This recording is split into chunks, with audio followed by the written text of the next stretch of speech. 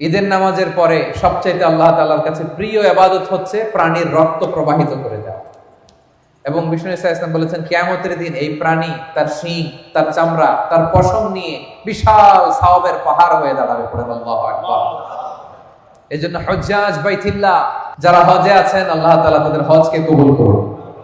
আমরা যারা কুরবানি করছি, আল্লাহ তাআলা আমাদের কুরবানিকে কবুল করুন। এই কুরবানি এটা হতে হবে হালাল উপার্জন থেকে। ইন্নামা ইয়াতাকাব্বালুল্লাহু মিনাল মুত্তাকিন, তিনি শুধু মুত্তাকিদের পক্ষ থেকে কবুল করেন, হালাল থেকে তিনি কবুল করেন। হারাম দিয়ে বিশাল 5 লক্ষ টাকা দিয়ে আপনি হাটের সবচাইতে বড় গরুটা কুরবানি করেছেন, ওই কুরবানি কশিনকাল আল্লাহ তাআলার দরবারে কবুল হবে।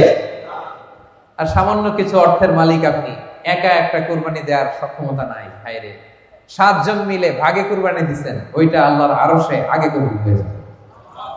এজন্য আমরা সবসময় হালালের সাথে থাকবো। কিসের সাথে? হালালের সাথে। হারামের সাথে আমাদের কোনো সম্পর্ক নাই। হালাল থেকে অল্প দান করলো এটাকে কবুল করে কে?